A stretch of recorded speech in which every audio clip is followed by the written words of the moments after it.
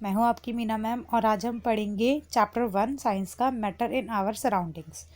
Okay, तो firstly हमारा topic है पार्टिकल नेचर ऑफ मैटर। क्या चीज़ होती है पार्टिकल्स? क्या होता है? Anything that occupy space and has mass and it's felt by sense is called matter. जो भी चीज़, कोई भी चीज़ स्पेस और मास ऑक्यूपाई करती है, ठीक है, या हमारी सेंस से हमें पता चले कि ये कुछ है, ठीक है, एनीथिंग कोई भी चीज़, तो उसको हम मैटर बोलते हैं।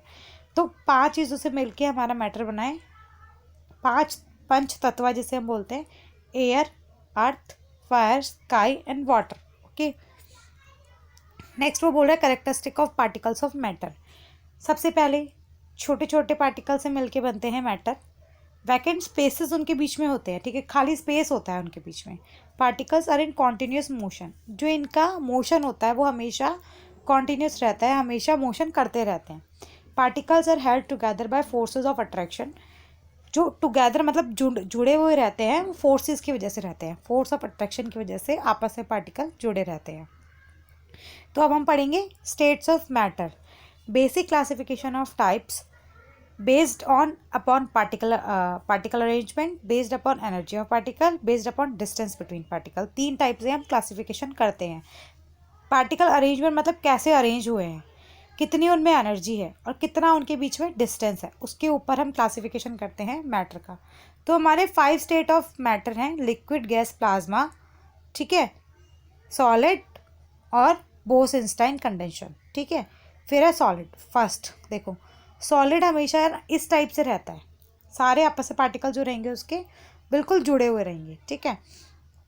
तो उसकी कैरेक्टरिस्टिक क्या होती है सॉलिड की? पहली, fixed shape and definite volume. आपको पता है कोई भी सॉलिड जो होता है उसकी जो शेप रहती है हमेशा फिक्स रहती है, अपनी शेप को चेंज नहीं करता। एक डेफिनेट वॉल्यूम रखेगा, मतलब उसका मास और जो स्पेस होगा वो एक ही रहेगा, डेफिनेट रहता है। इंटर पार्टिकल डिस्टेंस है स्मॉलेस्ट। उनके बीच में जो पार्टिकल्स के बीच में जो डिस्टेंस होता है बहुत कम होता है। इनकम्प्रेसिबल मतलब कि बिल्कुल कंप्रेस नहीं हो सकता। High density, do not diffuse. Density बहुत हाई होती है और डिफ्यूज़ नहीं होता, बिखरता नहीं है, ठीक है। Inner particle forces of attraction और स्ट्रॉन्गेस्ट। पार्टिकल की जो फोर्सेज रहेंगी ना आपस में बहुत स्ट्रॉन्ग रहती है सॉलिड में, ठीक है। Constituent particle are very closely packed. Particles आपस में जुड़े रहते हैं, ठीक है, स्पेस नहीं होता बीच में, तो क्लोजली पैक्ड होते हैं। अब देखो लिक्विड, लिक्विड में देखो आपको खुद डिफरेंस दिख रहा होगा कि सॉलिड में जो आपके पार्टिकल्स होते हैं बिल्कुल जुड़े हुए रहते हैं, लिक्विड में इनके बीच में गैप रहता है। Not fix shape but fixed volume. Shape कभी भी लिक्विड की सेम नहीं होती बट वॉल्यूम हमेशा फिक्स रहता है, ठीक है, जिसमें डालोगे उसी की शेप ले लेगा, उस टाइप से हम कहना चाहते हैं लिक्विड का। Inter particle distance are larger. Particles के बीच में जो डिस्टेंस होगा वो थोड़ा ज़्यादा होगा। कंप्रेसिबल होता है लिक्विड, ठीक है, तभी हम कंप्रेस करके लिक्विड को किसी चीज़ में भर सकते हैं, ठीक है। Density is lower than solid and diffuse. वो कह रहे हैं डेंसिटी कम होती है सॉलिड से और डिफ्यूज़ मतलब फैल जाता है। Inner particle force of attraction are weaker than solid. जो पार्टिकल्स के बीच में फोर्स ऑफ अट्रैक्शन रहता है वो सॉलिड से कम होता है। Constituent particle are less closely packed. इसमें जो पार्टिकल्स होते हैं वो क्लोजली नहीं होते इतने पैक्ड, थोड़ा दूर दूर पैक्ड होते हैं, ठीक है। फिर कह रहा है गैस। देखो लिक्विड में आपको पार्टिकल्स के बीच में थोड़ा डिस्टेंस था, ठीक है, बट यहाँ पे आपको बहुत ज़्यादा डिस्टेंस दिखेगा, पार्टिकल्स फ्लो कर रहे हैं। तो नाइदर फिक्स शेप और नॉट फिक्स्ड वॉल्यूम। गैस की कभी भी फिक्स शेप नहीं होती, ना ही कोई फिक्स्ड वॉल्यूम होती है। Inter particle distance are largest. Particles के बीच में जो डिस्टेंस रहेगा वो बहुत ज़्यादा रहेगा। हाईली कंप्रेसिबल, बहुत ज़्यादा आप इसको कंप्रेस कर सकते हो गैस को। Density is least and diffuse. Density बहुत कम होती है और डिफ्यूज बहुत ज़्यादा हो जाती है, गैस पूरी तरह डिफ्यूज हो जाती है, सब जगह फैल जाती है। Inter particle forces of attraction are weakest. Particle force बहुत ही वीक होती है इनकी, गैसेस के मॉलिक्यूल्स की बिल्कुल वीक होती है। Constituent particles are free to move. हमेशा फ्री मूव करते रहते हैं इधर उधर पार्टिकल्स, अपने कहीं को भी मूव कर लेते हैं गैस के पार्टिकल्स को, यहाँ तो वो बिल्कुल भी फिक्स्ड नहीं होते। प्लाज्मा, गैसेस हो गया हमारा, ठीक है। फिर अब आते हैं प्लाज्मा। प्लाज्मा एक आयनाइज्ड गैस है, ठीक है। Plasma is very good conductor of electricity and is affected by magnetic field. Plasma क्या होता है? प्लाज्मा एक अच्छा गुड कंडक्टर है इलेक्ट्रिसिटी का, और ये अफेक्ट करता है, क्या करता है, मैग्नेटिक फील्ड को अफेक्ट करता है। Plasma like gases have an indefinite shape and indefinite volume. इसकी भी कोई डेफिनेट शेप नहीं होती, इनडेफिनेट शेप होती है और इनडेफिनेट वॉल्यूम होती है, ठीक है। तो हमारा इसका एग्जांपल आयोनाइज गैस है, ठीक है। फिर कह रहा है बोस-आइंस्टाइन कंडेंसेट, ठीक है। तो ये BEC है, ये एक स्टेट ऑफ मैटर है जो बहुत लो टेम्परेचर पे होती है, ठीक है। साइंटिस्ट ने इसके ऊपर काम किया है, तो उसके ऊपर इनको एक नोबेल प्राइज़ भी मिला था 1995 में। BEC एक मॉलिक्यूल है जो कि क्लोजली पैक्ड होता है, ठीक है, इस टाइप से दिखता है, ओके। फिर अब प्रॉपर्टीज़ पढ़ेंगे हम, सॉलिड की properties. Solid have a definite shape, solid have a definite volume because the particles are locked into places, मतलब इसलिए उनकी डेफिनेट शेप और डेफिनेट वॉल्यूम होती है क्योंकि जो पार्टिकल्स होते हैं बिल्कुल लॉक्ड होते हैं। Solid do not flow easily because the particles can not move slide past one another. Solid के जो पार्टिकल्स हैं वो इधर उधर नहीं जाते बिल्कुल भी, आपस में जुड़े रहते हैं। Slides solids are not easily compressible, easily compressible नहीं होता, क्यों? क्योंकि उनके बीच में स्पेस नहीं होता। अब हम कह रहे हैं लिक्विड की हम एक माइक्रोस्कोपिक एक्सप्लेनेशन पढ़ेंगे, ठीक है। लिक्विड इजीली कंप्रेस नहीं होता, क्यों नहीं होता? क्योंकि उसकी एक डेफिनेट वॉल्यूम होती है, ठीक है। उसके बीच में थोड़ा थोड़ा स्पेस होता है पार्टिकल्स के बीच में, इसलिए वो इजीली कंप्रेस नहीं होता। लिक्विड की कोई इनडेफिनेट कोई शेप नहीं होती, इनडेफिनेट शेप होती है क्योंकि उसके पार्टिकल्स जो होते हैं वो एक साथ नहीं रहते। लिक्विड जो होता है फ्लो करता है इजीली क्योंकि उसके पार्टिकल्स मूव करते हैं।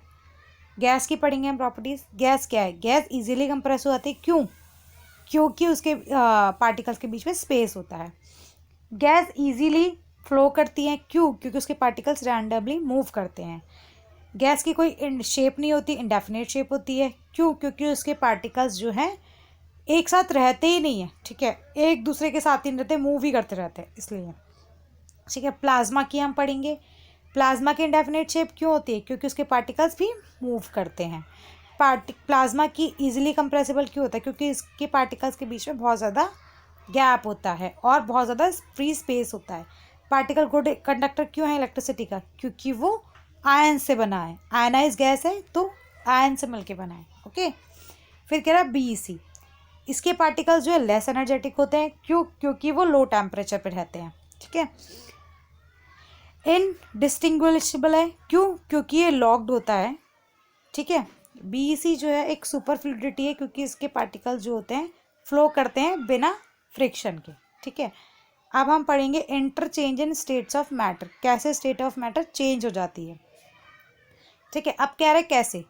देखो, वाटर 3 स्टेट में होता है, पहले सॉलिड और आइस और लिक्विड, तीनों में, ठीक है। तो चेंज होगी उसकी स्टेट। सॉलिड जो है हमारा किस फॉर्म में है? लिक्विड। आइस की फॉर्म में सॉलिड है, ठीक है। लिक्विड के फॉर्म में तो वाटर होता ही, फैमिलियर है वाटर से।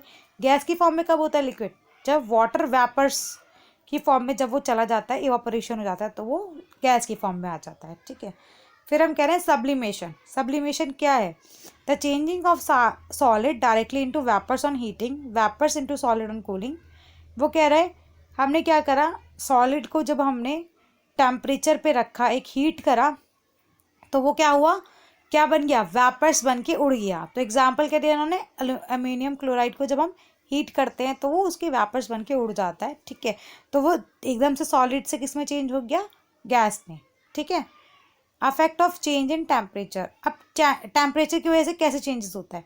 टेम्परेचर अफेक्ट करता है, क्या करता है? हीट करते हैं जब हम सॉलिड को, तो वहाँ पे क्या होगा, जब सॉलिड हीट होगा तो कभी कभी कोई सॉलिड ज़्यादा टेम्परेचर पे हीट होते हैं और कोई कम टेम्परेचर पे हीट होते हैं, ठीक है। वो नेचर पे डिपेंड करता है और कंडीशन पे डिपेंड करता है कि क्या उसको चाहिए, क्या रिक्वायर्ड है, ठीक है। On increasing the temperature of solid the kinetic energy of the particle increases. जब हम टेम्परेचर बढ़ाते हैं, हीट करते हैं, तो काइनेटिक एनर्जी जो है पार्टिकल्स की बढ़ जाती है, ठीक है। उनका जो फोर्स ऑफ अट्रैक्शन है वो धीरे धीरे कम हो जाता है, ठीक है। और जो सॉलिड है वो मेल्ट हो जाएगा और लिक्विड में कन्वर्ट हो जाएगा, ठीक है। फिर क्या रहा है, the temperature at which solid में, एक टेम्परेचर पे आके सॉलिड मेल्ट हो जाता है, ठीक है, लिक्विड के फॉर्म में कन्वर्ट हो जाता है, उसको हम मेल्टिंग पॉइंट बोलते हैं, ठीक है। फिर कह रहा है मेल्टिंग पॉइंट क्या होता है? आइस का मेल्टिंग पॉइंट है 273.16 K, ठीक है, केल्विन।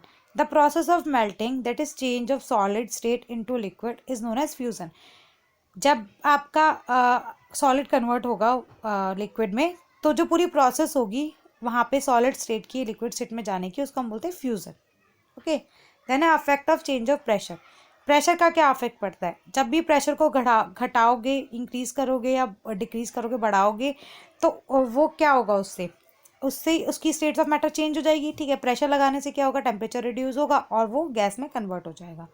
ठीक है, फिर कह रहे जैसे कि कार्बन डाइऑक्साइड है, अगर उसको हाई प्रेशर पे स्टोर करोगे तो वो कन्वर्ट हो जाएगी गैसेस के फॉर्म में। ठीक है, सॉलिड कार्बन डाइऑक्साइड। ओके, जैसे कि हम जब हम उसका प्रेशर, हम उसको ड्राई आइस में कन्वर्ट कर देते हैं सॉलिड कार्बन डाइऑक्साइड को लिक्विड से, लिक्विड के उसमें, तो हम उसको ड्राई आइस कहते हैं। फिर कह रहा लेटेंट हीट। ओके, तो लेटेंट हीट क्या है? The hidden heat which break the force of attraction. वो हीट जो फोर्स ऑफ अट्रैक्शन को तोड़ती है मॉलिक्यूल्स की, ठीक है, उसको हम बोलते हैं लेटेंट हीट, जिसको हमने देखा नहीं, वो हीट। फ्यूज़न मतलब, फ्यूज़न के लिए बहुत ज़्यादा एनर्जी रिक्वायर्ड होती है। ठीक है, 1 किलोग्राम सॉलिड को लिक्विड में चेंज करने के लिए बहुत ज़्यादा एनर्जी रिक्वायर्ड है। वेपराइजेशन का मतलब क्या है? 1 किलो लिक्विड को गैस में चेंज करोगे, वहाँ भी बहुत ज़्यादा आपकी बहुत ज़्यादा हीट एनर्जी निकलेगी, तो बहुत ज़्यादा हीट एनर्जी चाहिए होगी। ठीक है, तो वो कब होता है? बॉइलिंग पॉइंट पे। फ्यूज़न हमारा मेल्टिंग में होता है और वेपराइजेशन हमारा बॉइलिंग पे होता है। ठीक है, तो बच्चों अगर आपको अच्छे से समझ में आ गया हो, मैं अभी इतना एक्सप्लेन कर रही हूँ। नेक्स्ट टॉपिक है हमारा इवापोरेशन एंड बॉइलिंग, वो मैं अपनी नेक्स्ट वीडियो में एक्सप्लेन करूँगी। ठीक है, तो बेटा आप अच्छे से मेरी वीडियो को देखें, ठीक है, और मेरे चैनल को सब्सक्राइब करें अगर आपको अच्छे से समझ में आ गया हो। यहाँ के बाद का नेक्स्ट टॉपिक हम नेक्स्ट वीडियो में देखेंगे। Okay, bye.